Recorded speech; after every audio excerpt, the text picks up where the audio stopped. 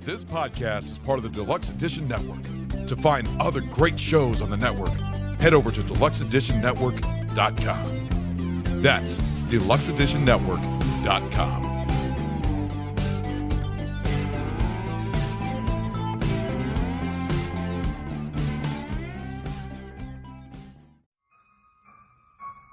Hello, this is Igoro, host of the Igoro Show, and you are listening to the Steve and Crypto Show. So keep your ears open and your mouth shut.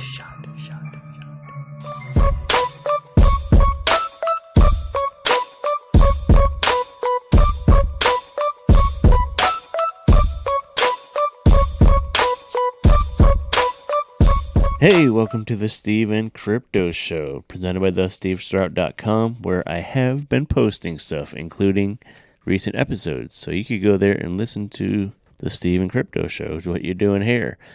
But with that being said, I am Steve. I'm Crypto Zoo. Welcome to episode 111. We're just trucking along. We're going to get right to business, as we usually do. If you like the content that you're hearing now and you just can't get enough of it and you want to hear some more, you can head over to our Patreon, which is patreon.com/SteveCrypto. And we have an assortment of things over there, from unboxing videos to board game reviews and all sorts of different things. I'm just going to leave it at that. Go check it out. Patreon.com/SteveCrypto.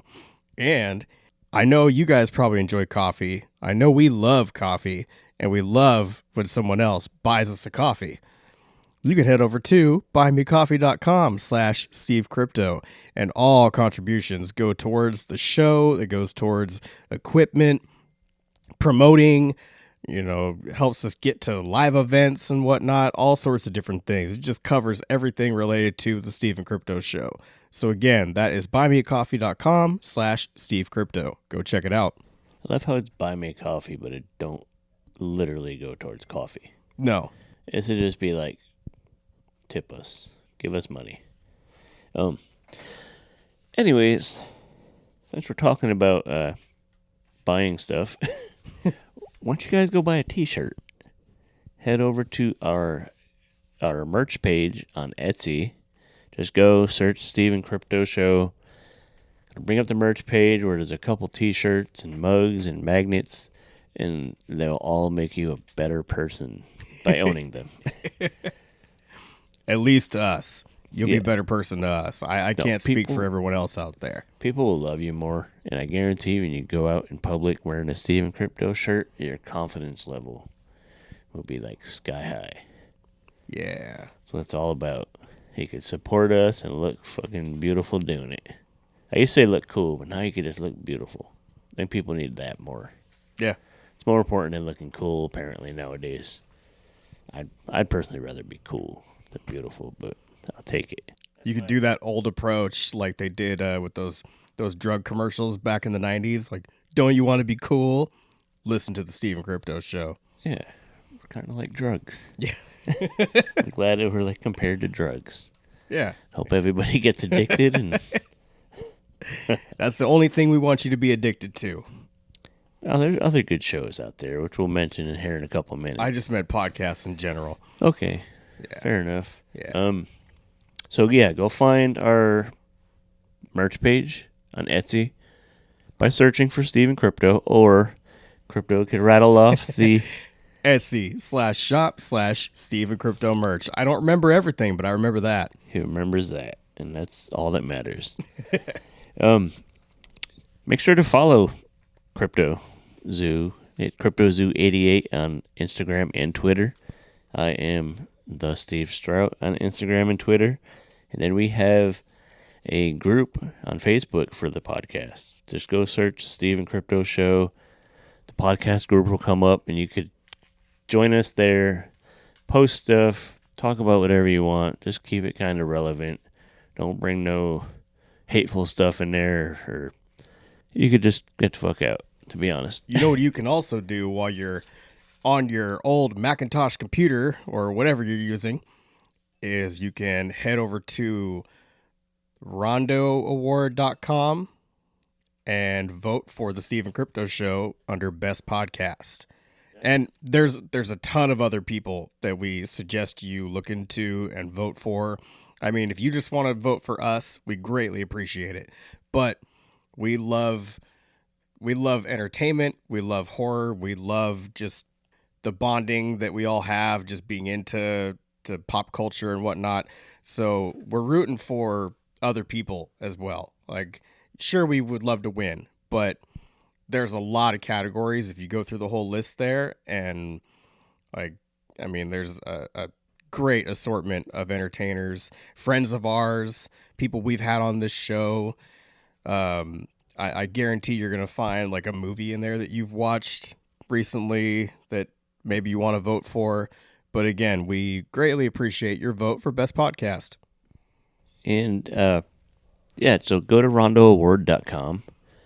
You don't have to vote in every category, but like you said, there's a ton of other creators and entertainers and categories to choose from, to vote in. Don't have to vote for everyone, but check them all out, because you might find something cool, something new to support. You might find a new book that you like, a new movie that you haven't watched that you enjoy, another podcast.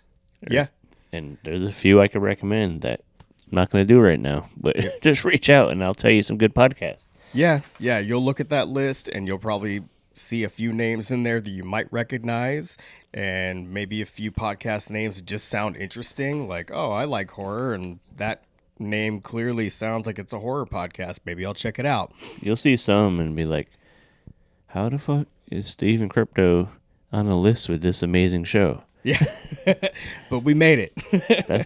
That's what I get. That's what I think every time I look at it. Like, how did we get in this company? You know what? Speaking of that sort of thing and finding new podcasts to listen to, we are a part of the Deluxe Edition Network. I guarantee you'll find something over there. If you head over to deluxeeditionnetwork.com, there are over 20 podcasts to listen to.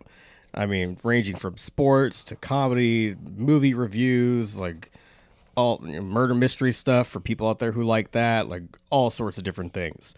It's not just one theme over there. I'm sure you're going to find something that you like. Even if it's not our show, you'll probably find something else that you dig. Definitely check it out, deluxeeditionnetwork.com. Check out some of the other shows, including the podcast of the month for April. It's a show called HILF, which is History I'd Like to Fuck, which is one of the best names for a podcast ever. Yeah. And Barrel Aged Flicks. There's co-pods of the month. So go check them out and all the other shows. And it's cool, man. It's a cool place. We're definitely glad to be part of it. And it's going to do nothing but good for the Steve and Crypto Show. Yep. We're really into the idea of cross-promotion. And we hope to maybe link up with some of those people that are, running different shows and have them on our show as guests one day, and maybe we can jump on their show. Who knows? But we are very appreciative to have the opportunity to join this podcast family and see what happens down the road. I wanted to give a quick shout out to one of the shows that's featured on the Deluxe Edition Network, and that is The Real Drunks, REEL. Real Drunks. And I've actually been listening to them all morning while I was working. They'll basically just pick a movie and they'll have some beers while they chat about the film. They'll watch it and kind of break it down as they go through. Some of the episodes, they'll even tell you, like, all right, we're starting the movie, 3, 2, 1, if you want to join in with them.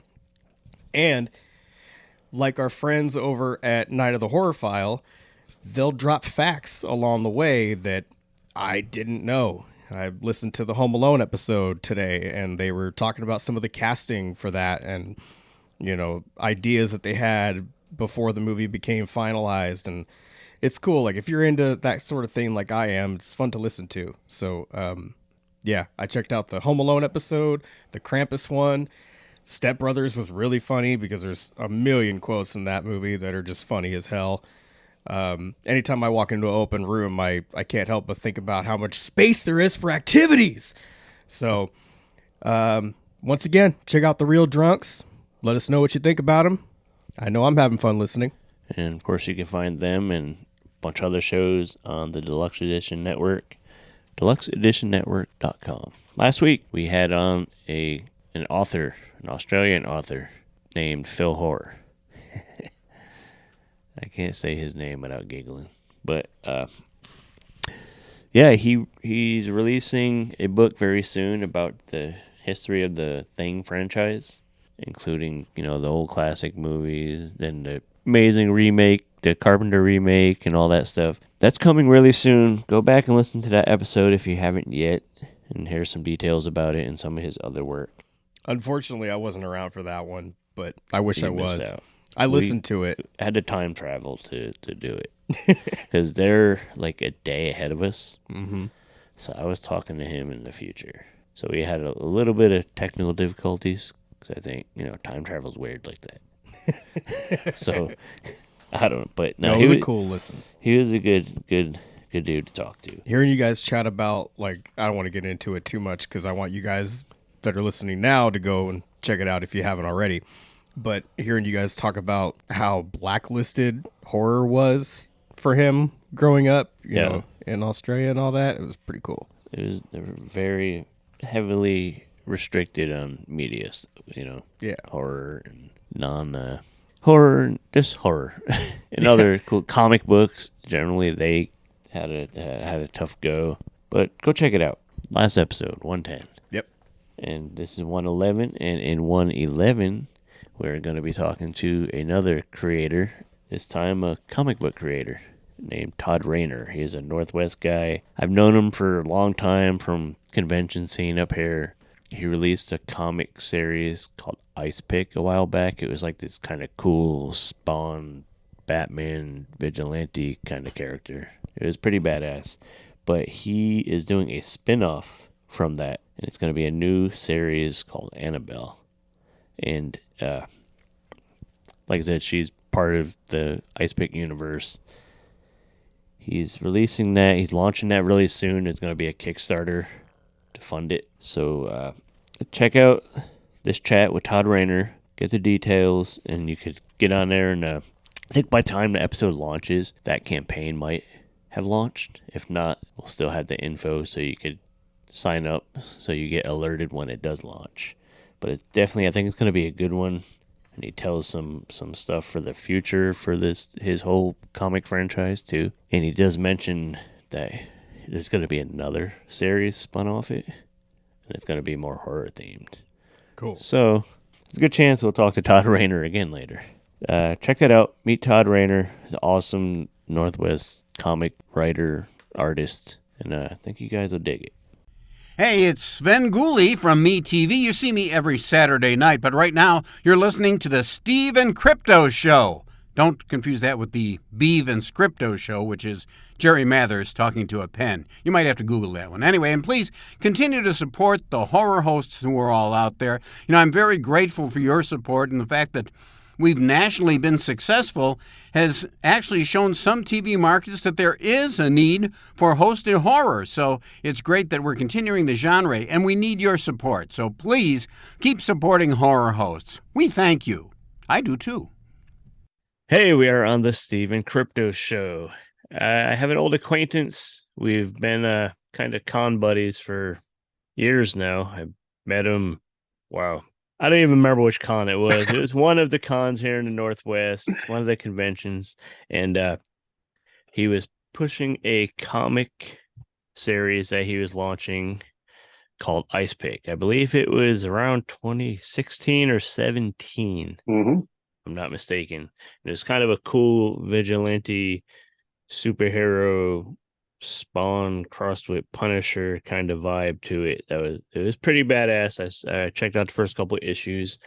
We have Todd Rayner. He is the man, the artist and writer behind that. He's going to tell us about a new series he's launching. I believe it's going to be a series. We'll find out all that info. Todd, let's just jump right in. Tell us who you are, some of the background, some of the stuff you worked on, and all the important stuff that people need to hear. Sure. Yeah. I've been a comic fan for most of my life. I mean, since I was a teenager, grew up in the late 80s, early 90s, and that's really where I started Ice Pick. And, I did it as a teenager, fan art, started drawing back then and just thought of this cool idea, and shelved it for several years, kept working on my craft.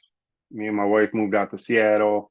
And from there, it just kind of was like, yeah, I think the time's right. I felt pretty decent. My skills were at least average, depending on what I was doing. But I did some indie work before launching Ice Pick as a colorist, and I just felt the time was right. So I reworked the story, made it 4 issues, launched it. I think it read about 2016, 2017, and that was a 4 issue limited series and mini series type of thing, and that really spawned the, no pun intended, but spawned the next story arc that I'm launching up in April, and it's actually called Annabelle, and she is Ice Pick's fiance from Ice Pick.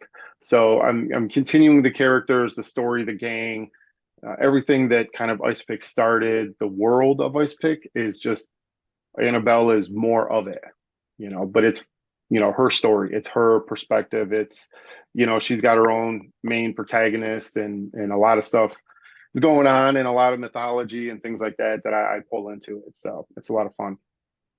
I was going to ask about that if there was a connection. So yeah, there's definitely a connection.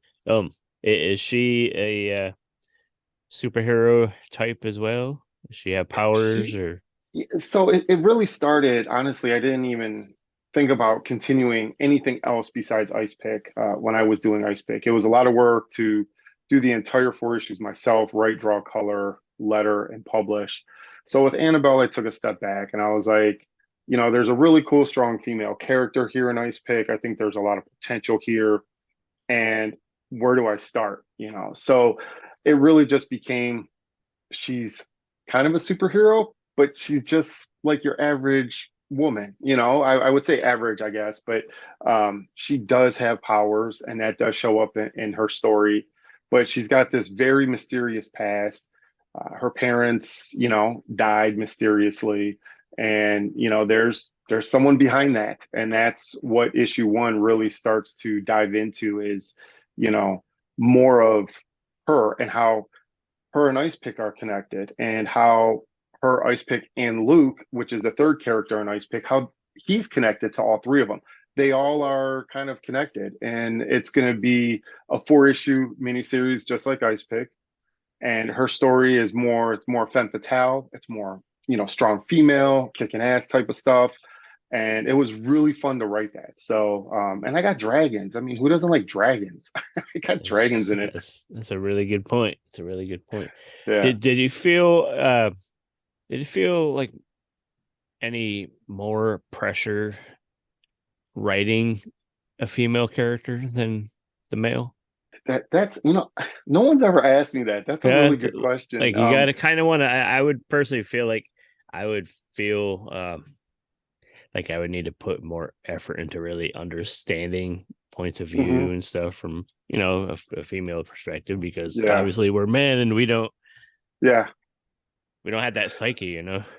It's different. I would say, I mean, I grew up with 3 sisters, and so there's a part of me that got a lot of perspective growing up. Just having that life with 3 sisters. I know how to cook and iron and do all these things, that are typical, I guess, if you want to classify things. And I try to stay away from stereotypes, because I know that, that's something that I just don't want to get into with art and with my storytelling, but in being married to my wife, we're fans of a lot of the strong female books out there. Fathom, Lady Death, I love Soulfire. The Michael Turner stuff really had an impact on, female character writing. And I don't know if I really struggled with it so much, because this story doesn't touch on any of those elements. I could say, without giving too much away, like within the first page literally picks up the day after issue 4 of Ice Pick. It is like the next day. And when I started writing it, I'm a huge fan of these films that have a very small cast and they take place within like a couple days. John Carpenter's The Thing is really what comes to mind for me, is like it takes place in a few days and it's a small cast. So I wrote Ice Pick that way, and I wrote Annabelle that way. So I mean, literally, it picks up the day after. She gets a mysterious phone call from her sister, so she's traveling to go visit her sister, see what's going on, and she gets kidnapped by the main protagonist, one of his cronies, and it's a dragon, right? So that kind of kickstarts the whole story. And there's just about, I don't know, I never really struggled with it that much, because I just don't touch on a lot of those issues. To me, it's fantasy, it's superhero, it's having fun with it, and that's what I wanted to stay with. I wanted to have fun with the story. So just worry more about just straight up entertaining people Yeah. rather than having like some message. You know what I mean? I mean, there's a message in there, but there's like no cultural, political, any, you know what I mean? Any deep. Yeah, and that's the same thing with Ice Pick too. Like I really stay away from that. I get it, it's part of society now, and there's messages, but to me, like, equality is equality, and I write that way. Like, I don't purposely inject things to or even non-purposely inject things for some sort of agenda. I love to be entertained when I read comics, and that goes back to the 90s. A lot of them were just crazy, over the top, fun stories. Yeah, I just want to see the superhero come in and kick the bad guy's ass, and that's it. That's all you need. It's a comic book. Yeah. It's a art, and it's a great medium. It's literature, but it's a comic book. Yeah.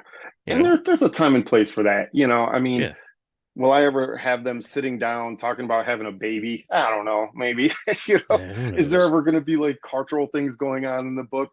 Maybe, if I run out of like fun superhero stories to tell. But for now, it's just kind of straight more superhero stuff. The baby Ice Pick series is on the back burner until further notice. Yeah, way back. Baby Ice Pick. Yeah, maybe a chibi or something, right? I mean, I could do art, but that's funny. So yeah, you're launching a Kickstarter really soon for Annabelle. Yes. What's the details on that? Is there going to be any cool perks or anything to pick up? Yeah, I've really structured this one to be a little bit different than Ice Pick. Ice Pick had more, I guess, merch for some of the rewards. This one is, I picked up 3 like fantastic cover artists, a couple Zenescope guys, and it's strong femme fatale, and that's what I want. These rewards are more cover related, where there's variant covers, there's virgin covers. It's more structured that way. There's a couple original art tiers. People love sketch covers, so I have that available. I also have, for new Ice Pick fans, I have like a catch-up tier. So, you get all 4 issues of Ice Pick to pick up on, what's going on. And not that the stories, you need to read all of Ice Pick to know what's going on in Annabelle. And I purposely kind of did that. I make a nod to, Ice Pick story, but it's not like, you're confused on what's going on. So it's really more book focused, as opposed to, I don't know, lanyards and bookmarks and keychain kind of stuff like that. So you'll have to see once it launches. It's going to launch April 22nd, and it's just going to be a lot of variant covers. Okay. She said it's going to be a 4-issue thing. Is there any potential of going beyond that, or actually what I'm doing is I've also written a story for Luke, and how that's going to play out is each character is going to have 4 issues, and they're going to get their kind of time to shine in the sun. But each story is its own genre as well. Ice Pick is a throwback to 90s superhero, action-packed, fun, crazy stuff. Annabelle is more strong, female, kind of sexy, femme fatale type of book. And Luke is actually going to be a horror book. So once I tell all of Luke's story, which it's already in the works. I got issue 1 written. I'm looking for artists to work on that. Probably going to launch that early next year. And once all these stories are told, I'm going to be doing just one-shots of the gang. It's going to be, a couple one shots every year, and it's just going to be, 40, 60, 80 pages, whatever the story is. Kind of like how Lady Death does with, was it Brian Pulido does a lot of Lady Death. He does like one shots. So I just felt like that format suits it better for the reader. You get a condensed story, one sitting, as opposed to having multiple issues. Yeah. So we're going to get a team up. Yeah. And it'll just be constantly ongoing books on, fighting, the things that go bump in the night, monsters, creatures, whatever happens. And, so it'll be fun. Is there a name for the team yet, or do we have?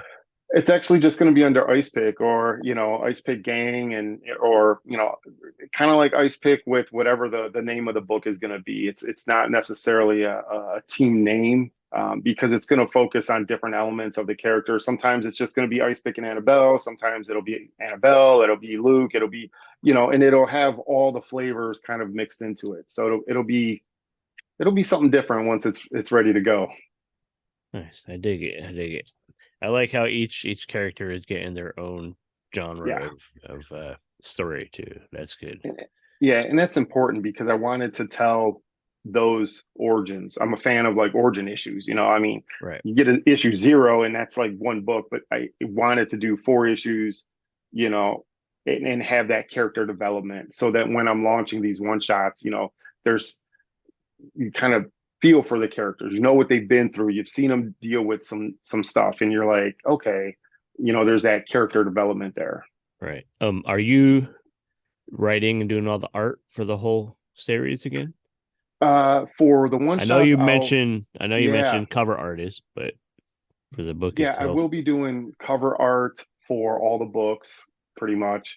And the goal is, when I was doing ICEPICK, to be honest, it took a long time, 10, 11 months to get one book out. And that's 22 pages of art. And so I felt the best way to get this out quicker was to just hire an art team, find an artist that works with that genre, that's a professional artist, someone that is reliable, that is going to be able to turn pages in, build that working relationship. And now that I have the studio, Dark Space Studio, everybody kind of lives under the studio now. And, I kind of have more control over what's going on with it. So short answer is I'll be doing all the cover art. I'll always have variant covers for me, for all the books that I work on. I'll be writing all the books and lettering all the books. I may do coloring here and there, but chances are it's just going to be, an art team kind of handling that. Okay. Who are some of the people that you're bringing in, if you can mention that yet? Or is that a kind of a... Yeah, I have for Annabelle, long story short is I ended up working with Committed Comics for a little while on the book. And Tom, the editor over there, was able to find an artist at one of the San Diego Comic-Con portfolio reviews. And the guy's, if I'm not mistaken, he's in South America. I'm not exactly sure where, but his name's Sergio Ray. And first time ever doing comic art. And any of the art that I'm sharing, it's pretty much unless it's cover art. All the interior art is all Sergio's work. He's a phenomenal guy, lots of energy. He gets the character. He did some character models for me, and I'm just like, damn, like that's it, done. No one else need apply because you've nailed it. And it's really nice to see his maturation process. He's almost done with issue 2 already. So, by the time we launch issue 1, we're way deep into issue 2, and we're going to launch that, late summer. So we got Sergio Ray doing pencils. I got a Mario Bueno is inker. He's done some professional inking, so he's another really good inker. And then for issue 1, I kind of have a couple different colors working on it. Edwin Estrada, and then Kimberly Brum, I do believe is how I say her last name. A lot of them are in South America, and they just turned in fantastic samples, and they're really great to work with. And then I got a couple other for the cover artists. I'm probably going to really butcher these names, but it's Greg Bo Watson and his colorist. I want to say Guinella. And Gabriel Rayart, if I'm not mistaken, Michael Depache. I'm sorry, but I am just gonna butcher these names. But you'll see these guys out here, and for colors on the Michael cover, Sanji, I think Sanju. He's a couple of Zenoscopes guys. They've been doing some really great work, and I just reached out to them. You know, social media was like, "Hey, can you guys do some covers?" And they were like, "Yeah, let's do it." So, you know, waiting to get a couple of the covers turned in here, hopefully within the next week or so, and then those can be finalized, and then I can really start promoting everything within the next couple weeks. I think I mean, I get to struggle with the name stuff, but it's really cool that it's that we can work with people around the world like that. Yeah, I mean, some of the people, they're from South America, but then other people are from, like, I don't even know, Europe, Asia. I mean, they're all over the place, you know, and it's phenomenal. You're right. It's pretty cool. I can imagine doing it back in the day when you had to finish a page, pack it up, ship it. Wait, you know what I mean? Like, oh man, yeah, it's wild. So April, what's the date on that again? April 22nd. The Kickstarter will launch. We will make sure to share that info on here, of course. Is there any other stuff you want to add before we get about our days? I mean, I feel free to, you know, anybody out there, you can hit me up on social media. The links are out there to get, you know, notified when it launches. And there's already one covers finished. Just got a few more that I'll wrapping up here. And yeah, I mean, go look for Dark Space Studio. It's on Facebook. You know, it's got ICEPICK. You can search ICEPICK. He's all over the place too. And I'll actually be doing a show here in June. I'll be doing SummerCon. Oh, yeah, that's a good one. That's a good one. Yeah, yeah. Did you do Emerald City last week? That's a sore subject, I guess. I mean, I applied, and you know, a lot of local artists. The word on the street was a lot of local artists were getting kind of denied tables. Yeah, and you know, I was part of that, which was okay. I mean, it would have been great to do it. I'm going to keep applying, you know, but with starting the new studio last September and, you know, switching gears to being more of a business owner and launching different books and having art teams now, you know, I've really pared down shows that I do. I only did like 4 or 5 a year anyways, but I'm only doing a handful of shows. But Emerald City would be one of those that I would love to do, you know. Yeah. Me and my wife were there Saturday, and it was just bonkers. Yeah, I mean, it was insane. It was sold out Saturday, I think. Okay. Yeah. Packed. How is the new all the new part of the building they opened up? Is that I'm a little salty about it because there was no signage. Like this, this is a company that makes millions of dollars. Reed Pop, they should have known better. And I will say, like, you know, I'm a professional designer when I'm not doing comics, and you know, I've been doing it for 15 years. And as a designer, as someone that's done environmental design, there was no signage. There was no one to tell you where to go, how to do things. Will call was like a block and a half away. And once you got there, you're like, oh, where do we go? Like, what do we do? And when the way it was set up, they had, I guess, like 4 or 5 different lines that you could go through. And you know, they had like the metal detectors and people checking security, which is totally fine with that. But apparently, depending on what line you got in, they directed you to go left or right. So it was extremely confusing where we wanted to go to the right to go upstairs to Artist Alley, but they're like, no, you have to go left because you were in this left lane. It's like, you could have said that. Yeah. It was super weird. So we ended up trying, and I heard the elevators were really tough. People were trying to get up and using the elevators. Once we got in, I will give them credit. Once we went, so we actually had to go downstairs to the what was exhibitor booths and all that. Once we got in, it was great. It really was a really good show. I think the aisles were pretty spread out. They were nice, a little bit larger. It felt like it was still a lot of people, but at least the aisles were a little bit larger. And you know, they had some really good booths, and we got up to Artist Alley, which was really nice. Still really crowded, but it felt a little more spacious, you know. So once we got there, it was cool, but getting there was really a struggle. Yeah. That's always the tough part, is getting in the doors, and then Yeah. I really like the old space better though. yeah. I did like the old space. I just didn't like how the last few years certain parts of the show were in, blocks away in different Yeah. buildings and stuff. Yeah. It sounds like they kind of got it back into basically the one I facility. think so. But yeah. Yeah. Because they had the celebrities on the same level as Artist Alley. Okay. So that was kind of nice. I was a big enough space to where, you kind of walk through Artist Alley, and then they had this open balcony section, like this huge, like open area in the middle, maybe 3/4, but you could like look down stairs, and on the other side of that is where they had all the celebrities. So I was like, okay, that's kind of nice. Like you got everybody in the same level at least, Yeah.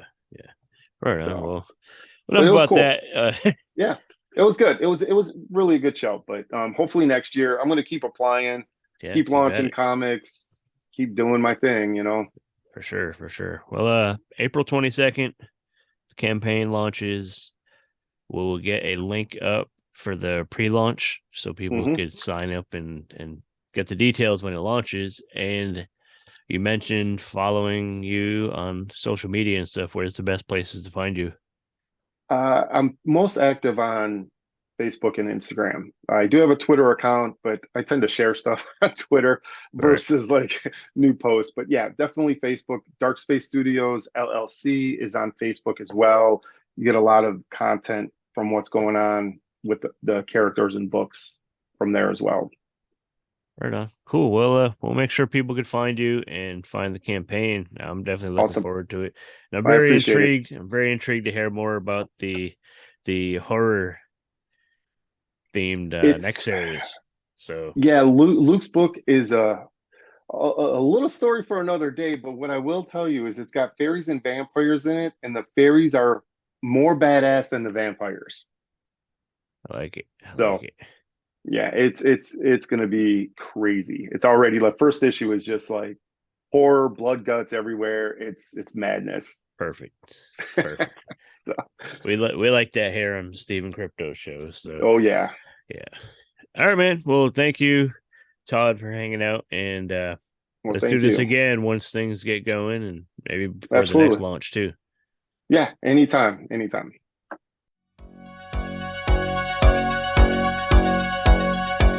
Check out these shows available now on Fearflix. And welcome to another collection of frightfully good films from Fearflix, Gothic Horrors, with me, your host, Malvolia, the Queen of Screams.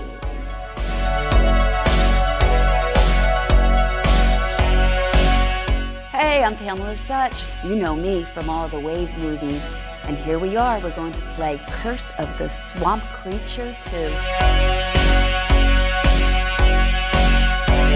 Hello guys, I'm Rachel Waits. And I'm Elise Costin. Welcome to Silent Screams. I'm Pamela Such. I'm Monica Hayes. Thank you for tuning in to 70s Grind Out on Fearflix. Hey y'all, I'm Sherry Davis, your host for this wild and untamed collection of horror films from Fearflix. We wrangled up a selection of Texas horrors for this one. Welcome to Lone Star Horrors.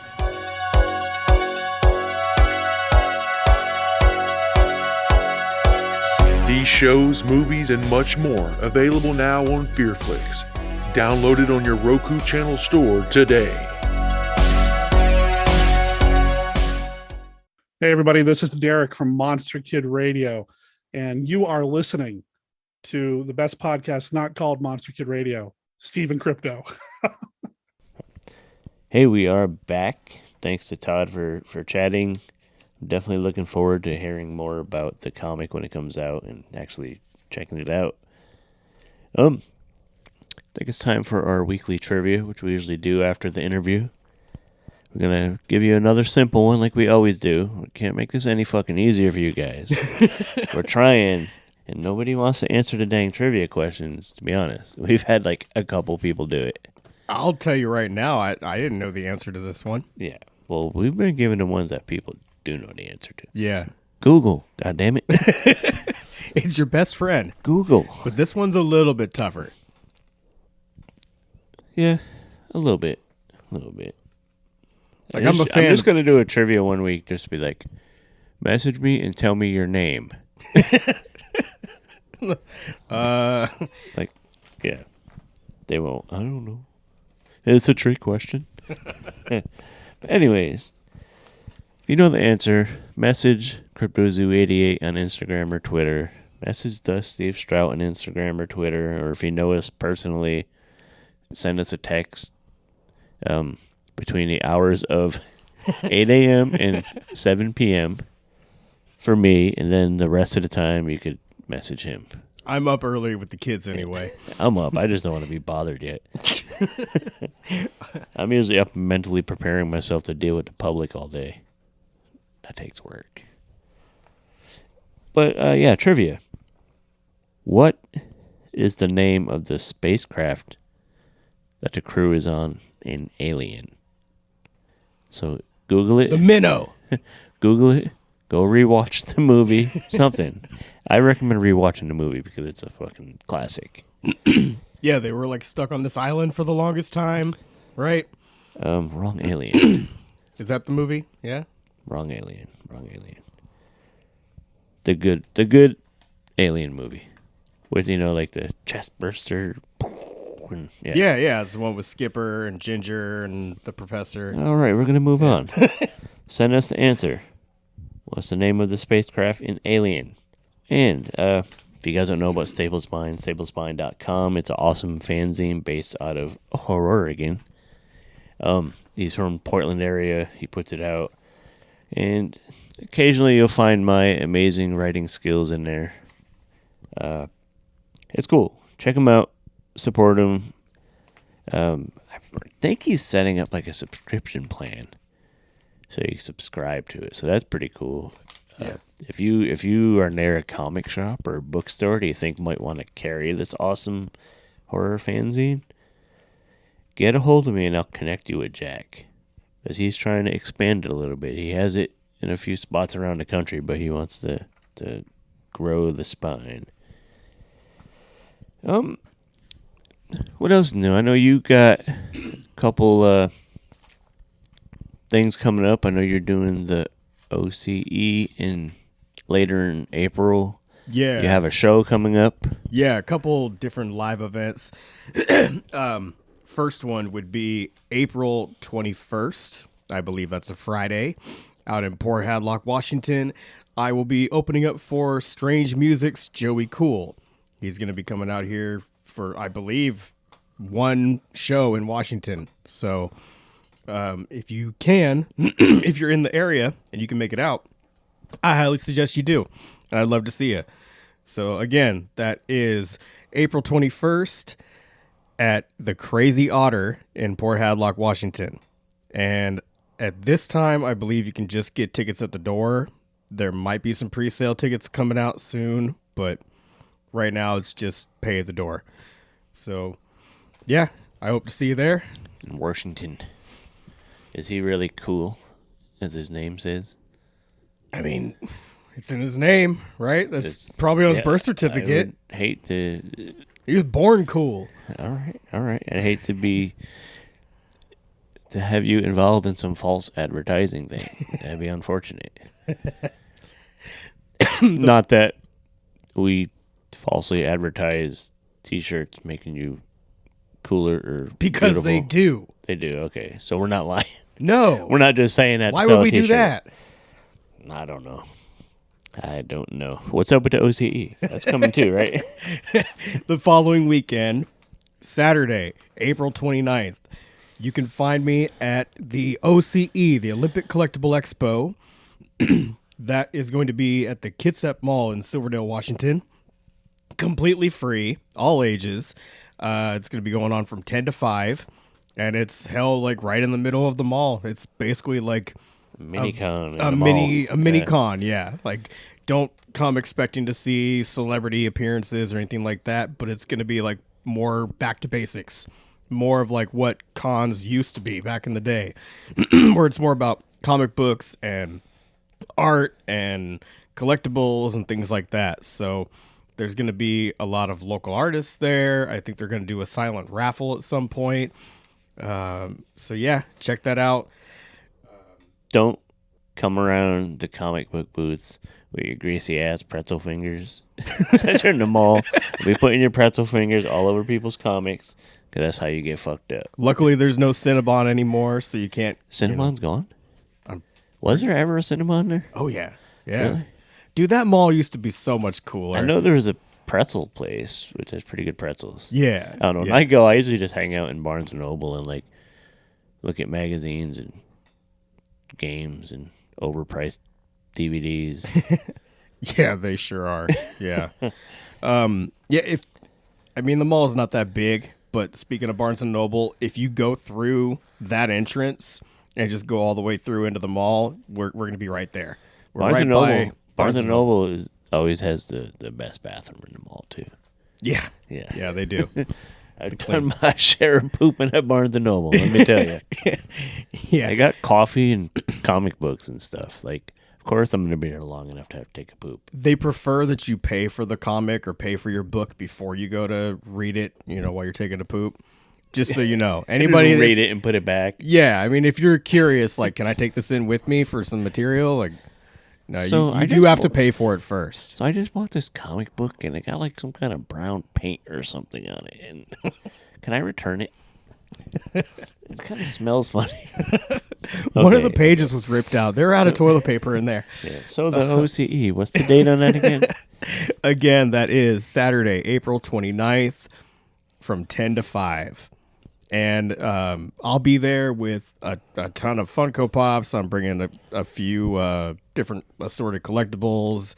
My friend Jarrett's going to be there with a bunch of Pokemon cards, some graded, some sealed.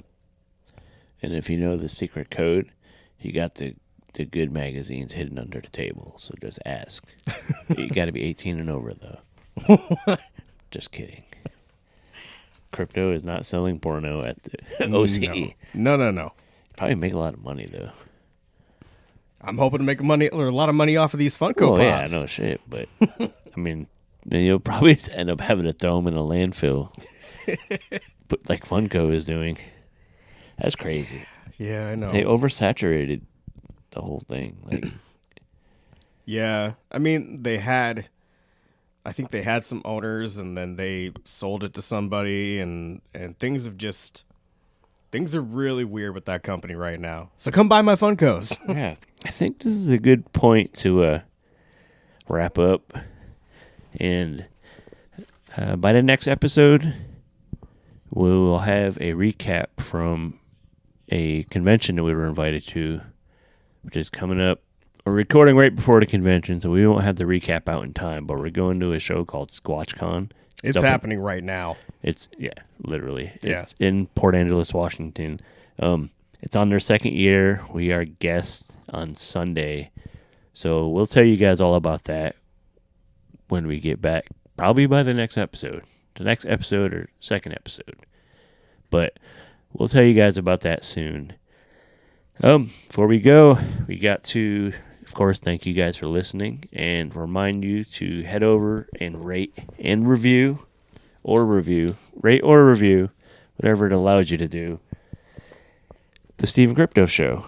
You could do it on apps like Spotify, Apple Podcasts, Podchaser, and Good Pods, which we've been consistently in their top 100 charts for a while now, and that's out of like millions of shows.